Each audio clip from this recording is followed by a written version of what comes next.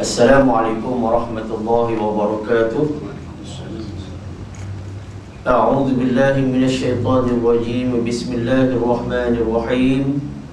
Alhamdulillahi rabbil alamin. Wassalatu wassalamu ala asyrafil anbiya'i wal mursalin wa ala alihi wa sahbihi ajma'in.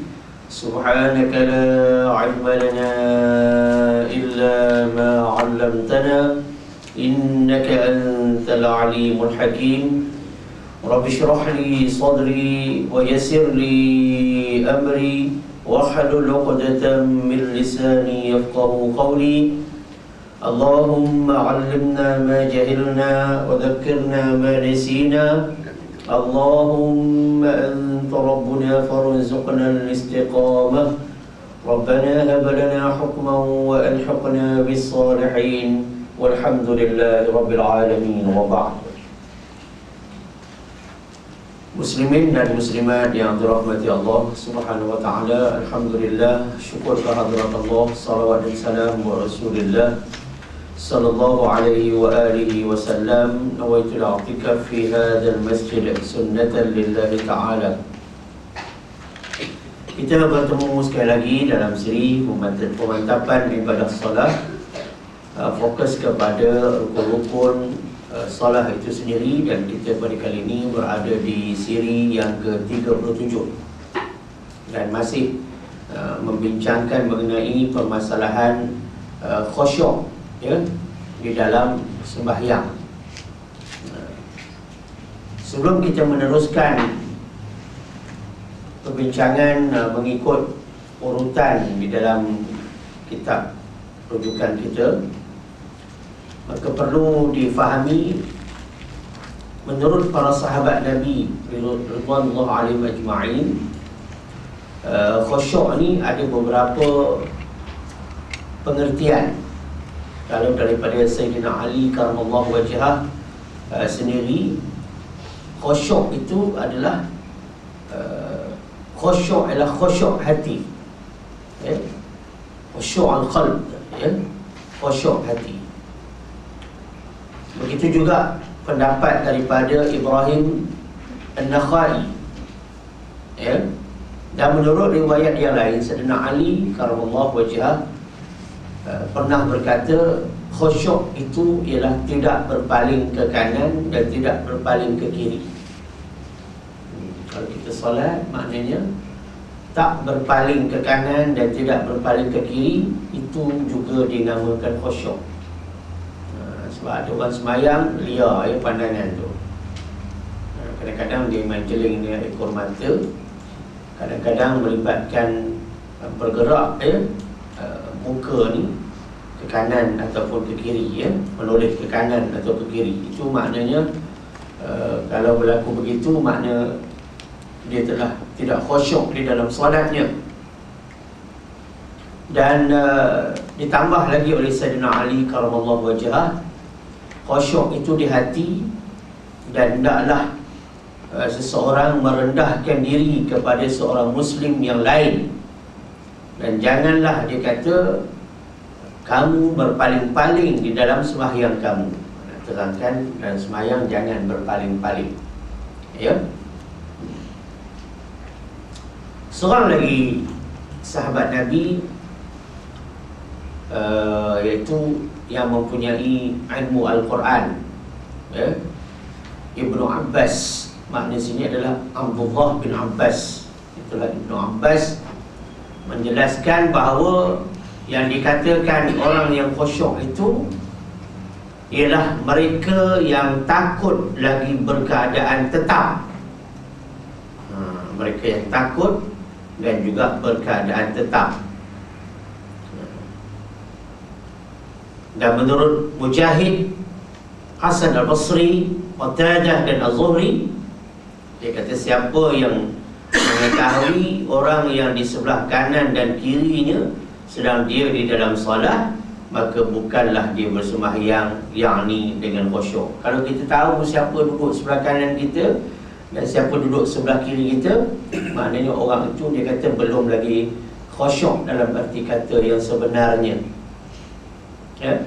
Sebab itulah seorang sahabat yang bernama Abdullah bin Umar, yang dikenali dengan nama Ibnu Umar, ya, menceritakan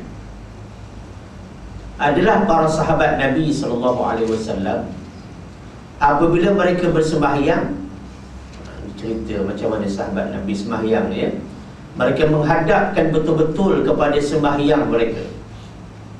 Mereka merendahkan penglihatan mereka ke tempat-tempat sujud mereka. Itu dia, ya, selain daripada mereka fokus dalam sembahyang tu, mereka merenung, ya, ke tempat-tempat sujud, dan mereka menyedari sesungguhnya Allah Subhanahu Wa Taala sedang berhadapan dengan mereka, maka tidaklah mereka berpaling ke kanan atau ke kiri. Itu dia, maknanya tambah lagi satu fakta. Itu bila sembahyang kita renung tempat sujud. Renung tempat sujud. Makna renung tempat sujud ni, kepala kita selain daripada kita tunduk sedikit, mata tu betul-betul tenung tempat sujud. Sebab ada orang kepala saja tunduk, tapi mata tu dia mendongak. Dia tak mau, ya. Maknanya dari segi kepala dan mata yang sepasang itu tenung betul-betul ke tempat sujud. Tak kira lah sembahyang dalam keadaan terang ke, dalam keadaan samar-samar ke, ya, tenung tempat sujud. Dan Ubadah bin As-Samit, ya, pernah menyatakan, dia kata tempat khusyuk itu dalam hati, dan dia yang khusyuk adalah seawal ilmu yang akan diangkat, maknanya dihapuskan daripada manusia. Di antara ilmu yang mula-mula akan diangkat daripada manusia ni, iaitu khusyuk. Jadi tak heranlah ramai orang yang sembahyang tetapi tidak khusyuk. Itu di antara perkara yang awal diangkat oleh Allah Subhanahu Wa Taala, ya.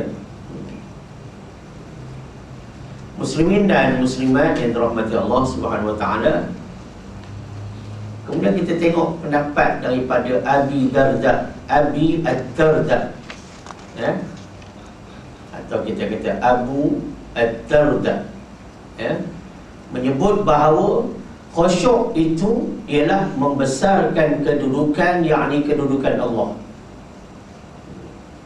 Besarkan kedudukan Allah, mengikhlaskan perkataan, yakni ucapan. Setelah kita agung, kita besarkan Allah, kita ikhlaskan pula segala ucapan kita. Yang nak kita lafazkan itu tidak ada lain melainkan lillahi ta'ala, ya. Juga mempunyai keyakinan yang sempurna, yakin dengan sempurna, dengan jazam, ya, yakin sungguh-sungguh, dan menumpukan segala cita-cita dia ataupun minatnya tidak ada lain melainkan kepada Allah Subhanahu Wa Taala. Itu kata Abu Ad-Darda tentang khusyuk, ya, tentang khusyuk. Pernah diterangkan oleh seorang sahabat nama Mujahid. Dia pernah menceritakan bahawa Abdullah bin Az-Zubair, ya, apabila beliau ni berdiri di dalam solahnya, tuan-tuan muslimin muslimat, jadilah dia seakan-akan sebatang kayu yang tegak. Abdullah bin Az-Zubair, ya. Demikian juga datuk dia. Datuk dia siapa? Abu Bakar As-Siddiq, sahabat Nabi. Kalau sembahyang tu mana macam kayu tegak, maknanya tidak bergerak-gerak, tak tentu arah, ya.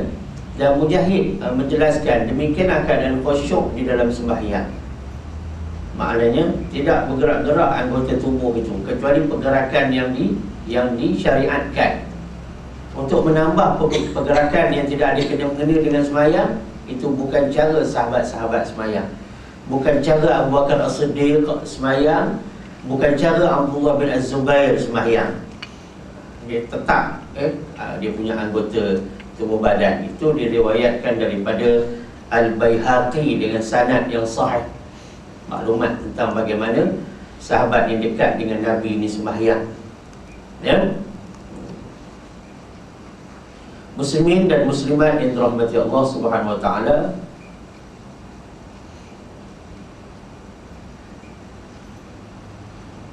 daripada Hasan Al-Basri ada juga menyatakan bahawa dalam keadaan-keadaan tertentu, sahabat Nabi ni khusyuk dalam hati mereka. Kerana itu mereka memejamkan di sini makna merendahkan mata. Bukan pejam tu. Memejam di sini maksud tafsirannya adalah merendahkan mata dia. Bukan dia mendongak, mengangkat mata dia. Sebab semayang pejam mata memang makruh. Tapi maksud memejam ni makna merendahkan kelopak mata dia tu, atau merendahkan dia punya bahagian mata dia tu, dan juga merendahkan bahu mereka. Maknanya di sini maknanya tunduk memandang ke tempat sujud. Direndahkan maknanya ditundukkan sikit bahu dia, dia tengok. Itu maksud merendahkan pandangan.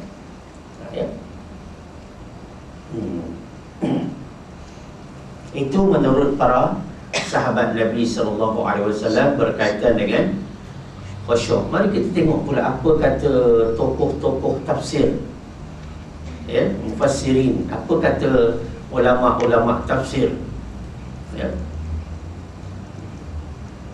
Seorang yang bernama Mujahid bin Jubair, yang tadi Az-Zubair bin Jubair, pernah menerangkan, dia kata khusyuk itu, kita ambil terjemahan dia lah, cerita matan itu panjang sangat, yang dikatakan khusyuk itu menurunkan penglihatan dan merendahkan diri, tawadhu. Itu masuk khusyuk juga, merendahkan diri. Dan di samping itu Muqatil bin Sulaiman Al-Azdi menerangkan orang yang khusyuk itu tidaklah mengetahui sesiapa yang ada di sebelah kanan dan tidak pula mengetahui sesiapa yang ada di sebelah kiri. Maknanya ketika di dalam sembahyang,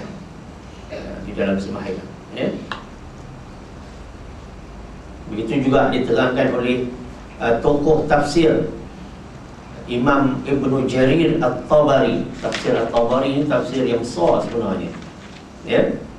Jadi imam ni menjelaskan, maknanya dia tak lari daripada asas maksud khusyuk. Sesungguhnya khusyuk ialah berkeadaan merendah diri dan tunduk kepada Allah Subhanahu wa taala.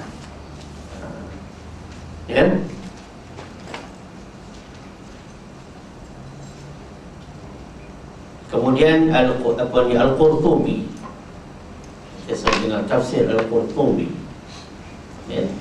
menerangkan, dia kata al-khusyuk ini sesuatu keadaan dalam jiwa di mana dia mewujudkan keadaan tenang.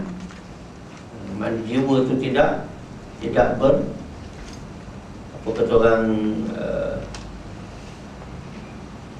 bergelora. Jiwa itu tidak bergelora, tenang dalam jiwa, mewujudkan keadaan yang tenang dan merendahkan diri segala anggota.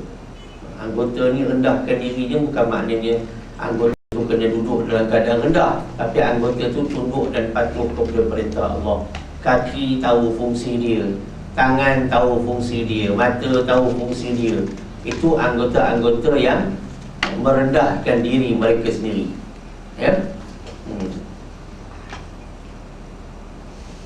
Dan Al-Qurtubi lagi menyatakan, sesiapa melahirkan khusyuk kepada manusia, dia ada khusyuk pada Allah, ada khusyuk pada manusia. Sebab manusia dengan manusia ni kadang-kadang tidak khusyuk, tak bagi tumpuan, tidak bagi perhatian.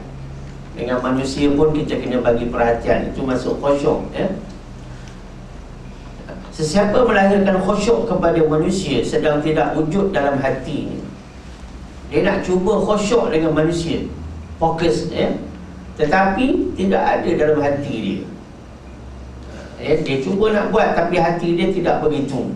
Tak seragam apa yang anggota zahir lakukan dengan apa yang ada dalam hati. Yang tersurat tak sama dengan yang tersirat.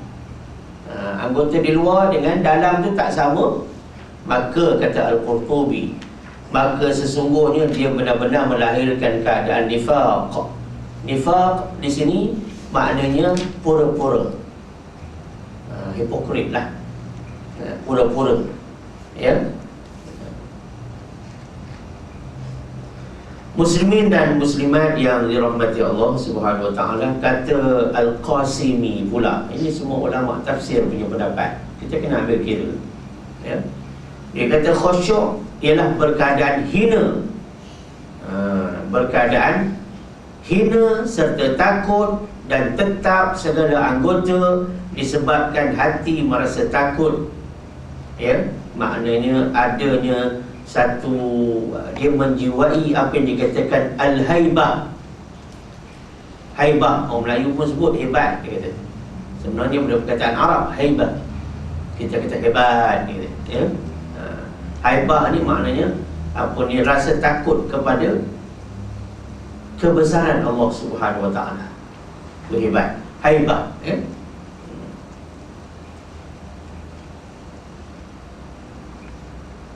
Kata Al-Baydawi, Al-Baydawi, dia walaupun tak ada jauh beza, tapi kerana ni pendapat ulama, kita kena raikan lah, ya. Pendapat ulama. Al-Baydawi, ahli tafsir, ya. Kelebihan tafsir Al-Baydawi ni tuan-tuan, saya ada kitabnya. Dalam tafsir Al-Baydawi ni, dia mengambil kira wajah-wajah kiraat di dalam tafsirnya. Masya-Allah, itulah muallim ni. Dalam dia mentafsir tu, dia ambil kira wajah kiraat apa ni, Nafi' macam mana, kiraat Ibnu Katsir macam mana, hebat. Tuan-tuan tahu tak Ibnu Katsir ni mazhab apa? Ramai orang tak tahu benda-benda macam ni. Ibnu Katsir mazhab Syafi'i. Tu orang kata Ibnu Katsir confirm dia tarawih 20 rakaat. Nak cerita itu je. Itu yang kuliah subuh pagi tadi di Masjid Wilayah Persekutuan, saya ambil pentas utama itu untuk melegaskan tarawih ni dengan menasihati ustaz-ustaz kontemporari dan imam-imam ni, tolong berlaku adil dengan fakta ulama mujtahid. Jangan memandai-mandai, jangan tunjuk pandai tentang tarawih ni. Ceritakan, ya. Jadi muslimin muslimat yang dirahmati Allah Subhanahu wa taala, nak ceritakan Ibnu Katsir, ya, mazhabnya Syafi'i. Dan Al-Baydawi ni dia kata, orang-orang yang khusyuk itu ialah orang-orang yang takut kepada Allah Subhanahu wa taala dan merendahkan diri kepadanya. Merendahkan diri kepadanya, tawadhu' itu tadi, di mana pemandangan mereka tetap berada di tempat-tempat sujud mereka. Kita jarang dapati ramai orang semayang tengok tempat sujud, jarang. Kebanyakan tengok ke depan. Kebanyakan tengok ke depan. Kadang-kadang mendongak pula ke atas, ya. Pantang ada bunyi, ada bau sikit dalam semayang, mula kepala pun diarah ke arah itu. Kalau bau, dia cari bau hidung lah punya hal, ya. Kalau bunyi, dia toleh juga. Itu apa ni, telinga pula punya kerja. Jadi tak ada kita nampak ramai orang yang betul-betul semayang, mata dia betul-betul dia fokus kepada tempat sujud. Khasnya orang lelaki lah Datuk. Orang perempuan ni banyak yang dia semayang, dia tengok tempat sujud orang perempuan ni. Bukanlah saya mengintai orang perempuan pula, tapi bila semayang di masjid yang luas begitu, masjid negara, masjid wilayah persekutuan, masjid negeri dan sebagainya, kita dapat gambaran macam mana orang perempuan semayang. Mereka ni banyak apa ni, tunduk, ya, tunduk tengok tempat sujud. Tapi kalau lelaki ni, dia ganas sikit, dia macam-macam dia nak tengok, ya.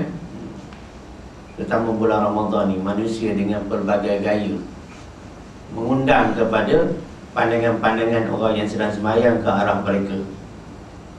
Itu, ya.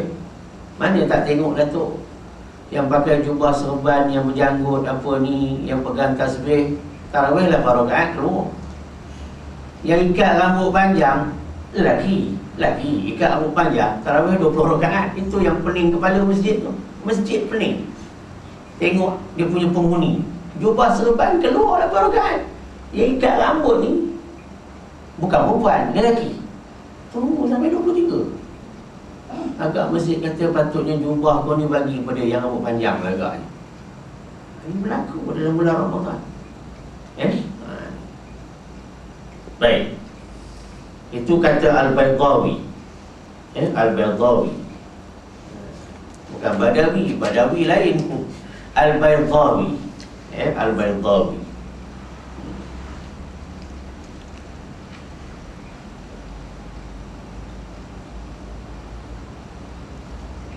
Muslimin dan muslimat yang dirahmati Allah Subhanahu wa taala. Menurut Al-Kalbi, ulama tafsir juga, dia kata khusyuk itu ialah suatu keadaan di hati. Maknanya kerja hati, di mana dia mempunyai sifat takut. Hati ini takut. Bila dengar nama Allah, bergetar hati ini. Dan muraqabah. Muraqabah ni selalu memerhatikan Allah. Sebab kita beramal, kita kena rasa yang kita nampak Allah hakikatnya. Kalaupun kita tak nampak Allah, rasakanlah Allah nampak kita. Dia macam itu. Tak selayaknya kita berkelakuan di luar daripada perbuatan-perbuatan gerakan dituntut dalam sembahyang bila kita rasakan Allah memerhati kita. Macam tuan-tuan lah depan saya ni, kalaulah cuba saya tenung, air lain juga. Tak pasal-pasal ustaz hari ni tenung macam malakul maut, dia tengok apa pula salah aku ni, pakai gonsang salah ke, berus apa dia. Atau yang lelaki ni butang baju Melayu salah satu ke, warna lain, ataupun baju terbalik ke, ustaz duk perhati je ni, dia datang mari perasaan tu. Apa lagi Allah? Kita ibadat, Allah perhati kita. Patut kita malu dengan memakai pakaian yang tidak cocok, maknanya tidak sesuai untuk beribadat. Bukan tak sah, tapi kurang sesuai.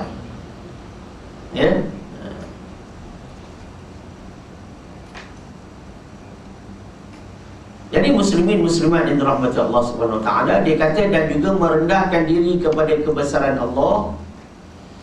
Kemudian dengan keadaan begitu dia mempengaruhi keadaan awal tadi, mempengaruhi segala anggota yang membawa kepada keadaan tetap tenang. Jadi bila takut, ada muraqabah, ada tawadhu', dia akan mempengaruhi segala anggota lain yang membawa kepada keadaan tetap, yakni tenang. Dan senang untuk melakukan solat. Senang. Nak buat semayang ni mudah. Kita pergi masjid awal dah, kita iktikaf. Lepas satu semayang lagi. Lepas satu semayang pula. Mana mudah, ringan nak buat. Bukan kita duduk tu, tahiyatul masjid dia dah lepas, iktikaf dah lepas, duduk. Maknanya dia mudah untuk bangun, buat lagi sembahyang sunat, bangun, buat lagi sembahyang sunat, bangun, buat lagi sembahyang sunat. Sekurang-kurangnya solat sunat mutlak. 2 rakaat salam, 2 rakaat salam, 2 rakaat salam. Atau banyak rakaat sekali salam. Boleh juga sembahyang sunat mutlak tu. Janjinya biar 2 bilangan genap baru bagi salam, tanpa menyebut rakaat. Ini maknanya dia mudah untuk, senang untuk melakukan solat. Ada orang susah nak melakukan solat, dia pergi masjid tu duduk tu. Tahiyatul masjid pun tidak. Bukan ada ustaz ceramah pun. Kalau ada ustaz ceramah tu selayaknya dia yang iktikaf, lepas tu tasbih 4 kali duduk. Dia tak ada apa-apa. Patutnya tahiyatul masjid lah dulu, sembahyang sunat wuduk lah dulu, tak terus duduk. Ini maknanya kesukaran untuk dia melakukan sembahyang. Ini orang tak khusyuk. Nak tahu kita ni khusyuk tak khusyuk, senang nak buat sembahyang. Kemudian Al-Kalbi ini juga kata tidak berpaling-paling. Ya, dia senang buat sembahyang, dalam sembahyang dia tidak berpaling-paling. Dan dia tambah lagi satu fakta, orang khusyuk ni dalam sembahyang ni dia mudah dia nak menangis. Ya, dia mudah nak menangis.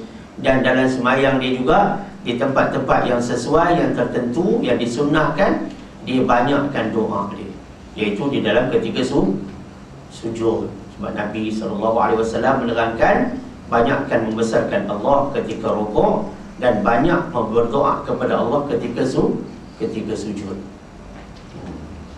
Ya.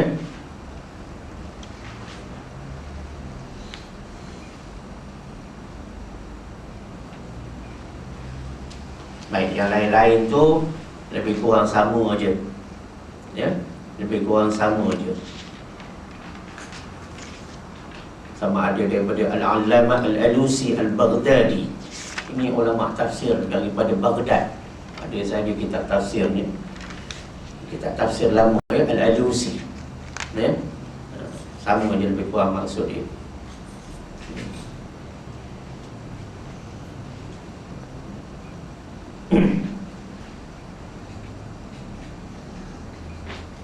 Kemudian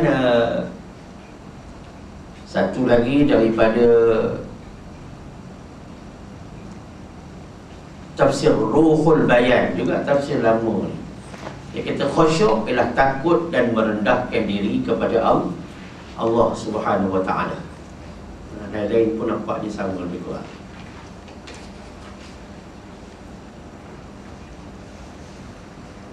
Itu pendapat ulama tafsir. Yang pertama tadi pendapat sahabat-sahabat. Yang kedua kumpulan ulama tafsir.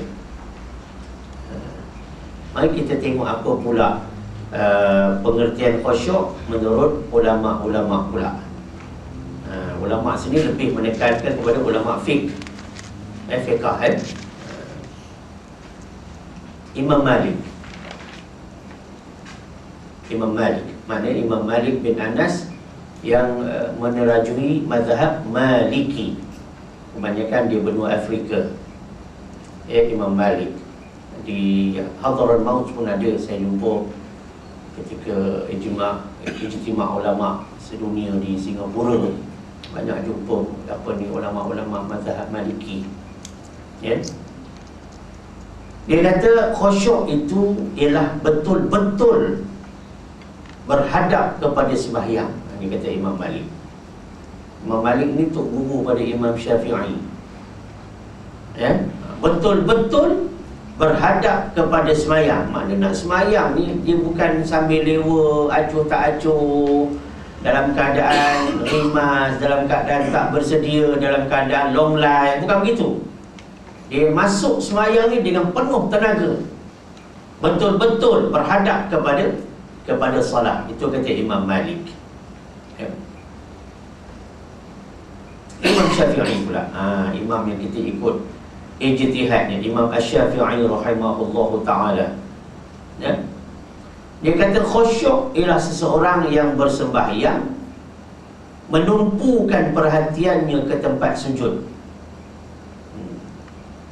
Tuan-tuan, saya saja baca 3 kumpulan ulama ni untuk menyatakan Imam Syafi'i, ulama tafsir, sahabat, sehaluan.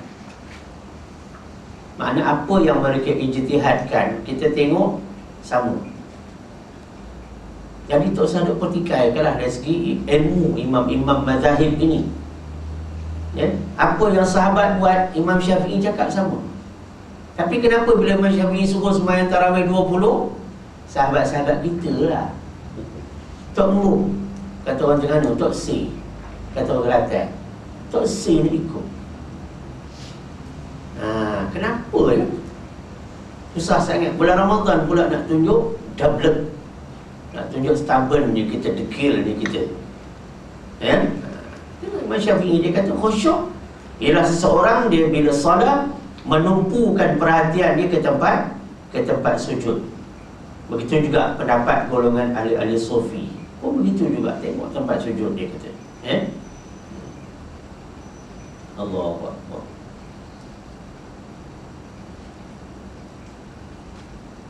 Sesaudara yang dirahmati Allah Subhanahu Wa Taala,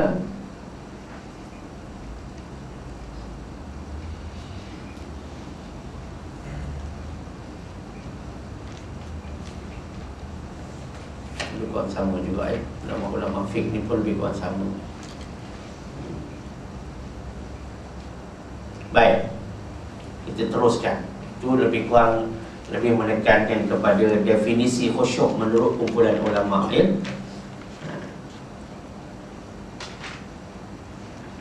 Maka pada siri yang ke-36 yang lalu di dalam surah An-Nisa, kita berhenti di situ ayat ke-82 ya.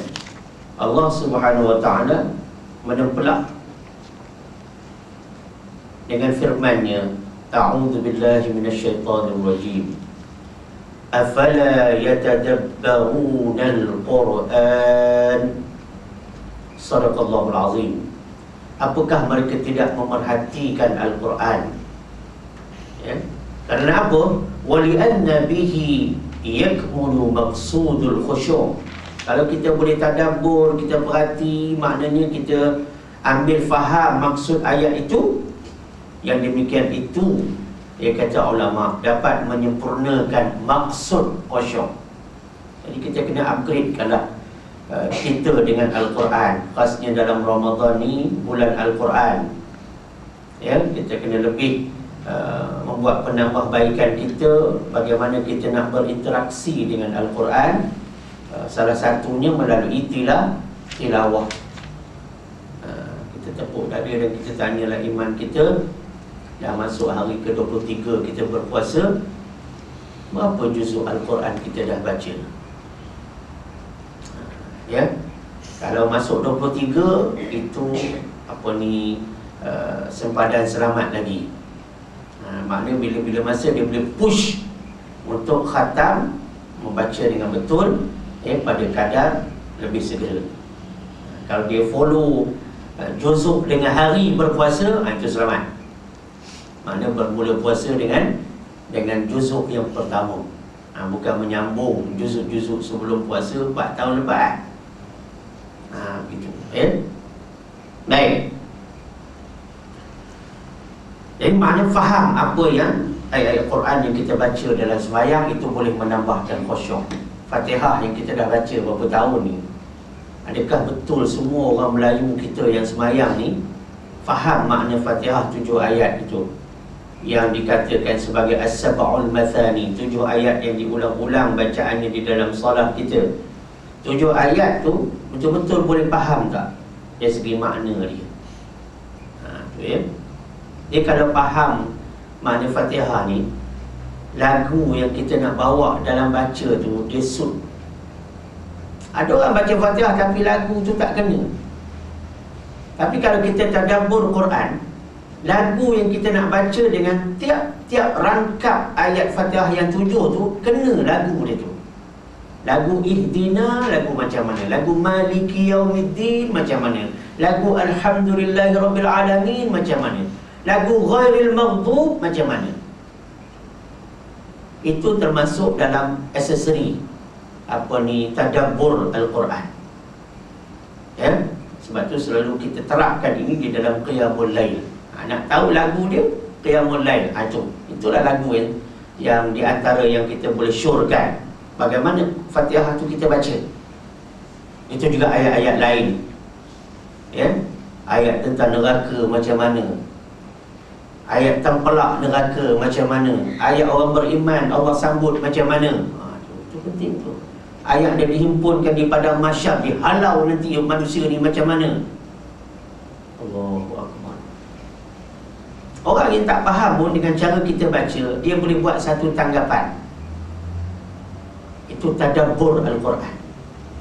Kalau dalam tilawah, imtihan, ujian tilawah, lagu macam mana sesuai dengan ayat yang maknanya begini, itu termasuk dalam fasahah dia dalam tilawah.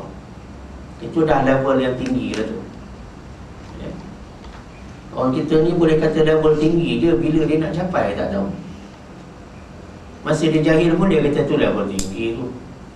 Dia dah jadi orang surau, orang biasa, orang masjid pun dia kata itu level tinggi. Bila dia nak pergi ke level tu? Lama-lama dia kata ni untuk lebar, dia kata. Kita ni orang awal, dia kata. Ini kerja pokok-pokok ustaz je lah, dia kata. Gitu. Ya? Baik.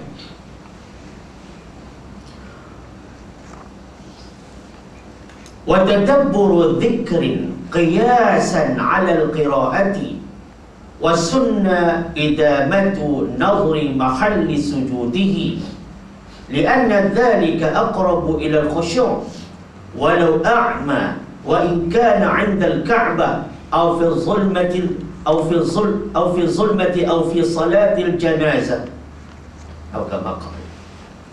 Dia kata yang boleh menimbulkan khusyuk juga, hal-hal yang boleh menimbulkan khusyuk ni memahami arti zikir.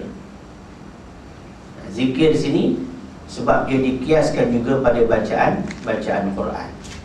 Kalau kita nak fokus pada zikir dalam sembahyang yang terlampau banyak, zikir ataupun tasbih di dalam sembahyang dah, setengah orang tukar, rokok pergi sujud, sujud pergi rokok. Dalam mazhab kita kalau buat macam tu kena macam mana? Sujud sahwi, tukar bacaan. Ketika rokok, subhana rabbiyal a'la wa bihamdi, punya khusyuk tak tentu arah. Subhana tu dah betul dah, al-a'la dengan al-azim tu tertukar. Ya, tertukar. Nak tunjuk letih sangat bulan puasa ni, sampai zikir pun boleh tukar. Letak zikir tempat tak betul memang banyak lah. Dia tengok ada satu orang buat benda tak elok, dia kata Masya Allah, dia kata, salah tu. Masya Allah tu bukan dia regu bila tengok orang buat salah. Masya Allah ni bila kita nak puji sesuatu. Ahmad contohnya, cucu kita pandai, cantik, hormat, ya, dengar ayat Quran dia diam, Masya Allah budak ni, kita puji dia. Ataupun isteri kita petang ni buat grand punya iftar, ya tak? Selama ni tak pernah ni beli kuih apa, kuih nekbak. Oh, sedap betul nekbak makan bulan puasa ni. Sejuk masuk awal-awal pagi, rakyat kita tak boleh dah. Tiba-tiba bini kita Otino, Otino kasar kata waktu Otino. Bini mu tak ada ke Otino. Wai, saya dah tina. Saya dah tina. Betul lah. Saya nak tengok dia Datuk punya reaksi macam mana. Sebenarnya gitulah. Tapi orang luar ni tak faham tu. Dia kata bahasa Kelantan ni kasar. Sebab dia tak kaji. Tino saya, dia kata, saya tenggelam boleh tu dah. Tiba-tiba tak kira lah, dia buat nikbat. Kita pun tengok kat atas meja tu dah tu. Maknanya dalam bulan puasa ni tak, semua isi meja akan pindah ke perut. Meja dah tak rupa meja, dah tak nampak lucu, penuh. Kita pun kata Masya Allah, sayang buat nikbat pada ni. Masya Allah, puji. Sebab selama ni tidak nikbat pun, nik lain, tidak nikbat.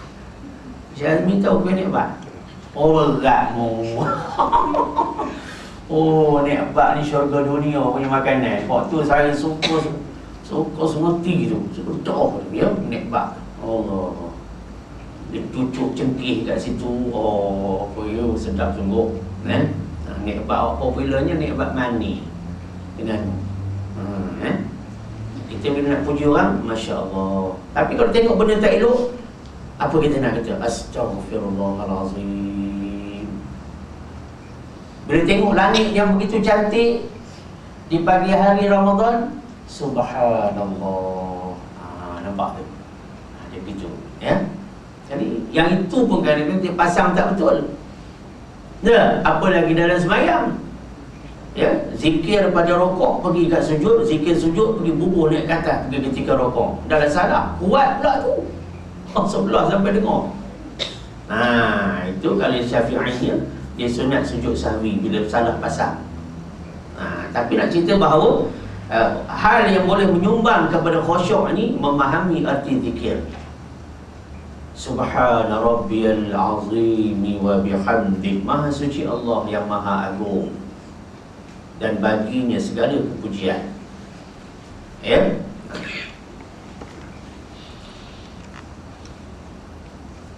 Dan dia kata di sini, wa sunna idamatu nazri mahalli sujudihi. Disunatkan terus menerus melihat tempat sujud.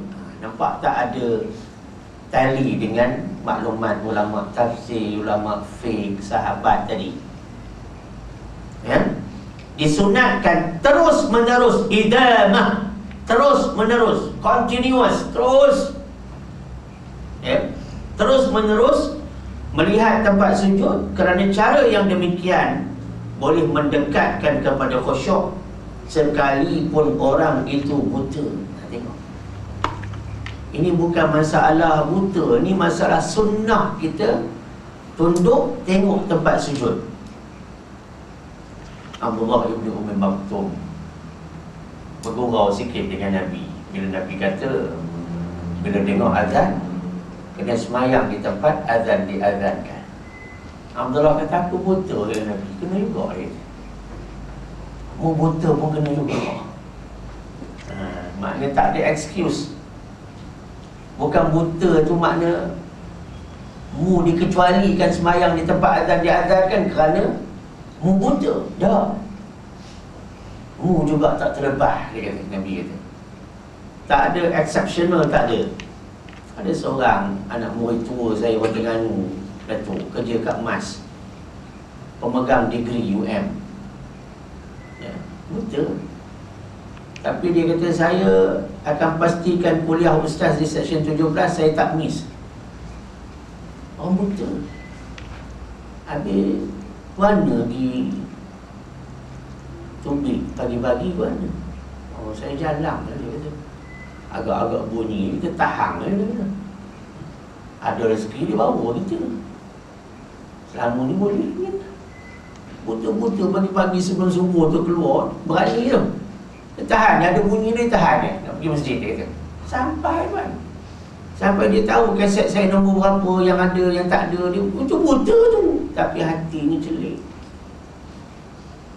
Yang tidak buta ni pun subuh tak bangun, tu namanya tidur buta. Nak cerita, dia yang buta ni boleh keluar pagi-pagi buta. Cerita pagi-pagi buta, Cina buta lain. Yang keluar pagi-pagi buta nak dengar kuliah subuh saya. Allahu Akbar. Satu hari tu tuan ni mari sini nak benda tanya. Saya naik fizikal saya. Saya duduk belakang ni, anak saya. Orang Terengganu ni dia memang suka gurau. Saya duduk belakang anak bawa ni, ni siapa ni? Gitu. Orang buta. Yang celik ni kalau tak mau insaf lagi tak tahulah. Tak tahulah. Ini cerita buta. Sekalipun orang itu buta, dia juga disunatkan terus menerus halakan kepala dia ni seolah-olah dia melihat tempat sujud. Itu dia.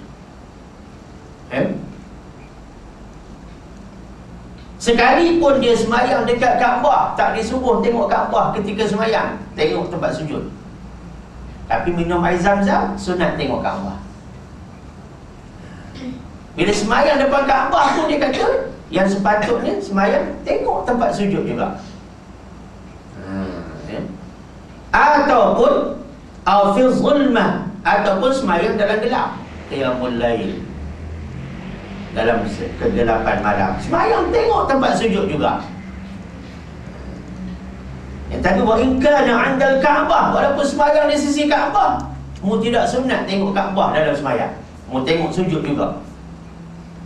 Ini takut orang salah ambil fakta. Ya. Au fi salatil janazah, ataupun semayang jenazah, semayang orang mati, tengok tempat sujud juga, bukan tengok ke jenazah depan tu. Walaupun orang saf 2, orang saf 3, tengok tempat sujud juga. Takat mana yang mampu. Walaupun kita dekat-dekat dalam sembahyang jenazah. Tengok, maknanya kau paling tidak mata kita ni fokus ke bawah, bukannya fokus ke depan dalam sembahyang jenazah. Ini boleh menimbulkan khusyuk. Tak kira sembahyang di tanah haram sendiri atau sembahyang dalam gelap malam, sembahyang di hadapan jenazah, macam mana pun tengok tempat sujud itu adalah dituntut sebagai tuntutan sunat untuk melahirkan khusyuk di dalam sembahyang.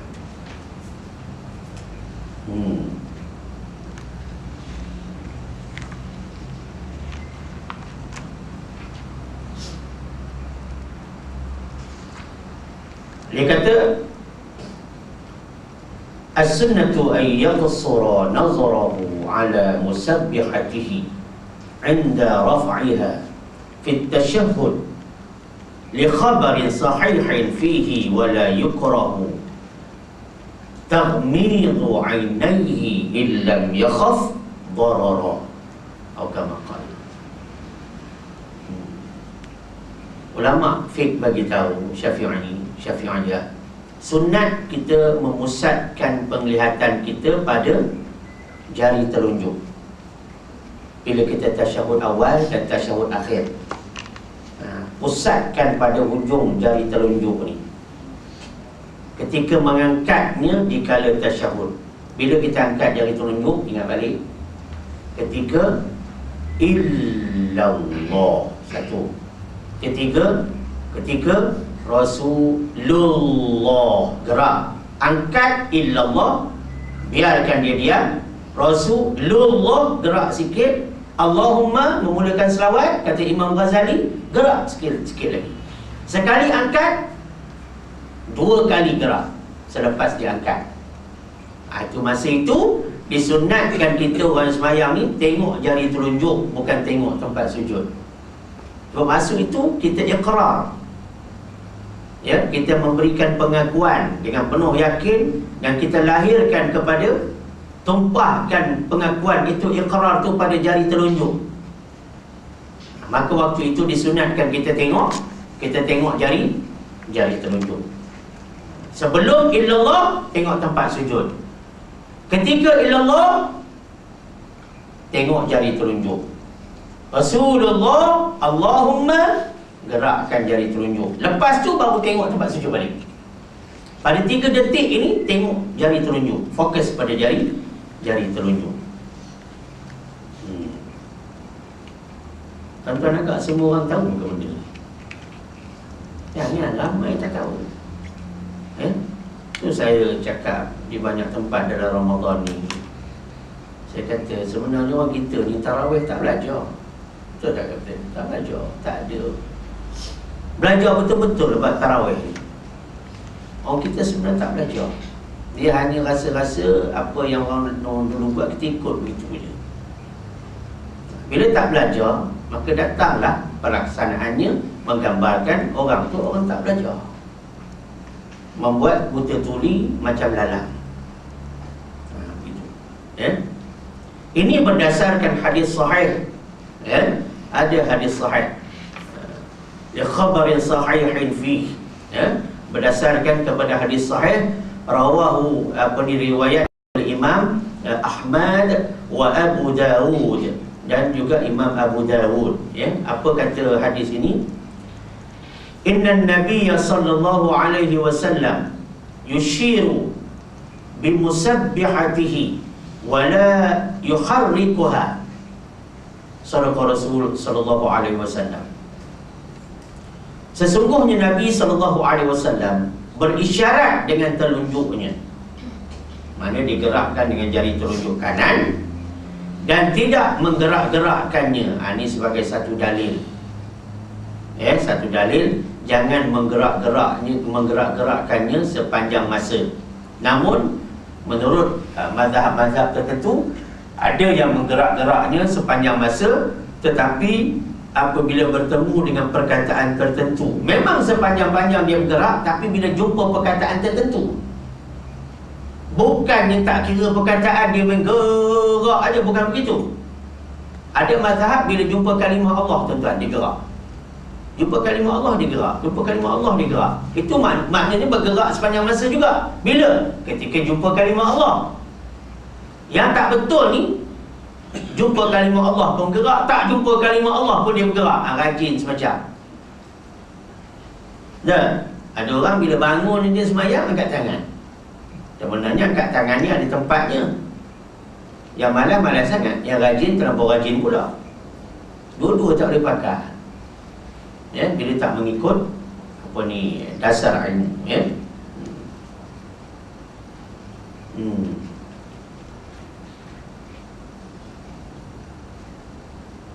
Dan tuan kitab kita menerangkan bahawa tidak makruh memejamkan mata, kedua matanya, kalau dia ni apa ni boleh menimbulkan mudarat. Ya? Kalau saja-saja tu memang makruh, tapi kalau ada faktor-faktor mendatang, maka diharuskan kita pejam mata. Nak ceritakan bahawa masalah pejam mata pun dibincang, sama ada dia ni menyumbang kepada khusyuk atau tidak. Kalaulah kita buat sesuatu tu datang hukum makruh, maknanya tak khusyuk. Tapi kalau kita buat sesuatu tu mendatangkan hukum sunat, insya-Allah itu juga menyumbang kepada khusyuk, ya, kepada khusyuk.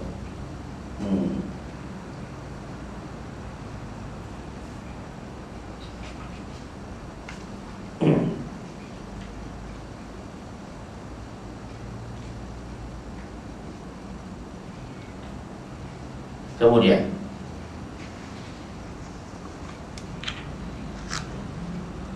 dia kata faedah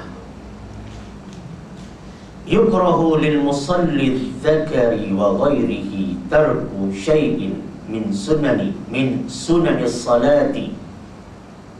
Ya, orang yang sembahyang, jadi bagi musalli itu orang yang sembahyang,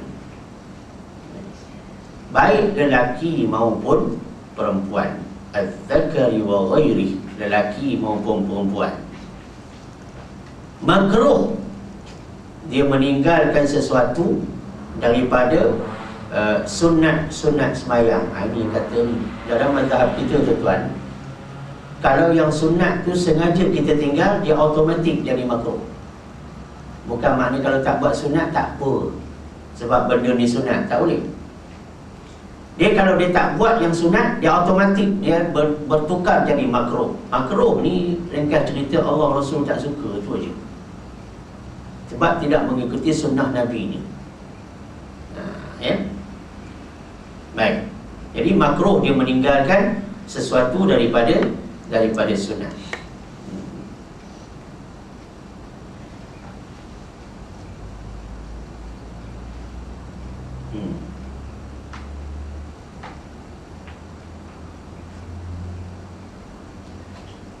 Dia kata lagi, ayusannul israru bihima limunfaridin wa ma'mumin wa imamin lam yurid ta'lim al-hadiri wa la ta'minahum lidu'aihi bisima'ihi wa warada fihima ahadith kathirah dhakartu jumlatan minha fi kitabi irsyadil ibad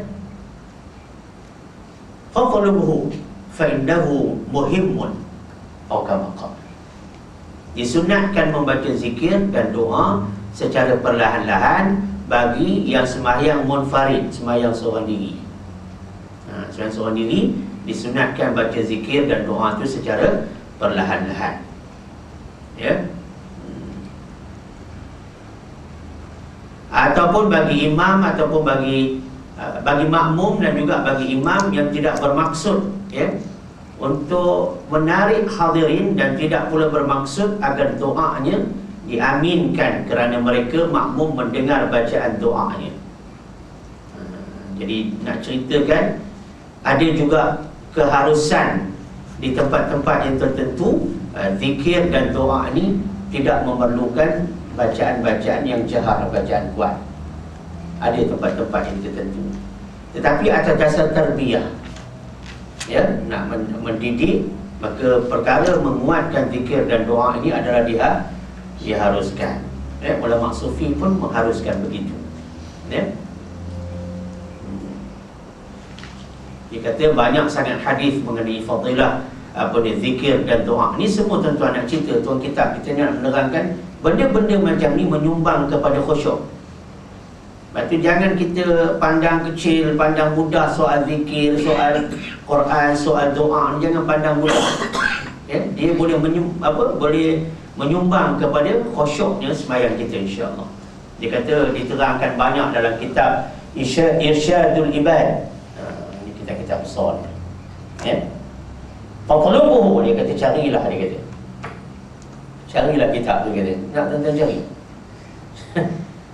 Iyalah, nak cari kitab tu. Nak cerita tuan kitab ni, dia cabar kita. Carilah dia.